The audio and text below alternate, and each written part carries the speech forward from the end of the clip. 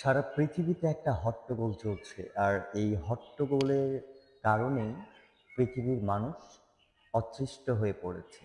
যেমন ধরেন আপনি সর্বপ্রথম শুরু হয়েছিল শ্রীলঙ্কা থেকে। তো শ্রীলঙ্কা থেকে যেই পটভূমিটা ওপেন করেছে সারা ওয়ার্ল্ডের মাঝে, তার দেশের জনগণ, তার দেশের স্টুডেন্ট এটা প্রমাণ করে দিয়েছে যে স্টুডেন্ট অলওয়েজ স্টুডেন্টই হয়।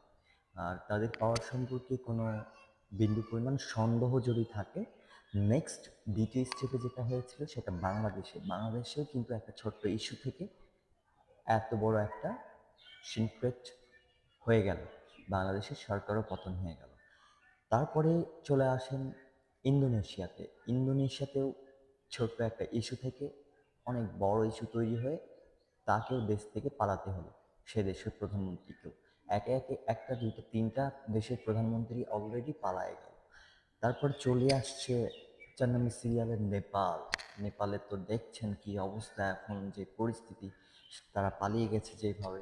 অ্যাকচুয়ালি সারা পৃথিবীর মানুষের অবস্থা খুব একটা ভালো না, কারণ যখন যেই মানুষটাই ক্ষমতায় পাচ্ছে, তো সেই তার অপব্যবহার করছে। এই কারণে এগুলো হচ্ছে। যারা ভালো কাজকাম করবে অবশ্যই মেবি জনগণ সেটা মেনে নেবে।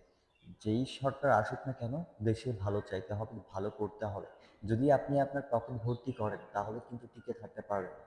দুনিয়ার সব মানুষ এখন অ্যালার্ট হয়ে গেছে যে এখন মানুষ কি চায় আর আপনি কি চান সেটা বুঝতে মানুষের বাকি থাকছে না। সো এখন কার সিরিয়াল আসবে এটা বলা মুশকিল আছে। তো যার সিরিয়াল মনে হচ্ছে, অনেক জনই বুঝতে পারছেন যে কার সিরিয়াল 5 নম্বরে আছে। সো ভালো হয়ে যান এবং ভালোভাবে দেশ চালান, না হলে কিন্তু নেক্সট আপনি পালাবেন দেশ থেকে।